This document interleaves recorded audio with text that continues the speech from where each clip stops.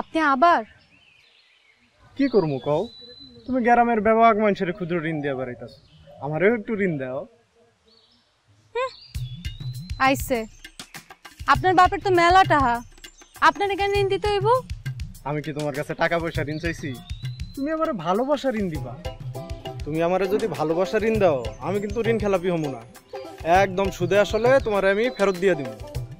আর আমারে যদি ভালোবাসার ঋণ দাও, তাহলে তোমার কষ্ট করে এই এনজিওর চাকরি এগুলো কিন্তু করতে হইব না। হাই, আপনি আমার পথ ছাড়েন কইতেছি।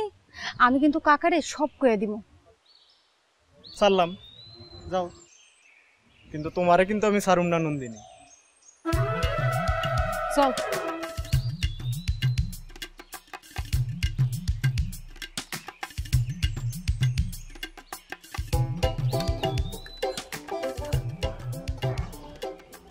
আম্মা, এই এনজিওর চাকরি করতে আর ভালো লাগে না, বেতন ঠিকভাবে দেয় না। আচ্ছা, তোমার একটা বোনের পোলারে কইছিল না আমার চাকরির জন্য, হেরা কিছু জানাইছে? কথা কইছি তো, না কথা কইছে যখন তখন গেলে চাকরিটা হয়ে যাবে। কিন্তু মা, আমার তো ইচ্ছা না তুমি ঢাকা শহরে যাও। তুমি মায়া মানুষ, একা একা ঢাকা শহরে যাবা, বুঝো না? শুনা কি বিপদ হয়। আম্মা, বিপদ এখানেও আছে, মায়া মানুষের জন্য সারা দুনিয়াতে বিপদ। তোর মতো মায়ারা গ্রামে ঘর সংসার করতেছে, আমাদের কষ্ট আছে, কিন্তু মাশাআল্লাহ আল্লাহ করে অনেক সুন্দর করে বানাইছে। আম্মা, আমি আগে ঢাকা যাবো, চাকরি করবো, নিজের পায়ে দাঁড়াবো, আর তোমার একটা ভালো ডাক্তার দেখাইতে হইব না, আর ওরেও তো মানুষ করতে হইব, এরপর বিয়ে শাদী। লক্ষ্মী মা আমার, পাগলামি করিস না তো। আম্মা, আপন মানুষ কইছে, আর সুযোগ বারবার আয় কও। আর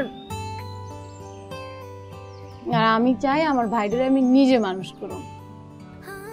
তোর ভাইটা নিজে বেড়াম, যখন তখন ফিট খায় পড়ে থাকে, ওরে নিয়ে আমি একা একা কি করবো কত?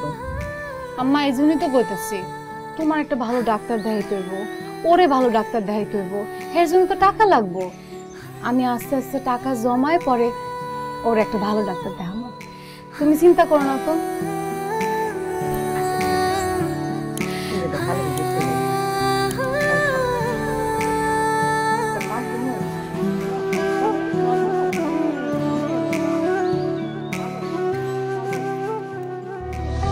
তোমার চোখের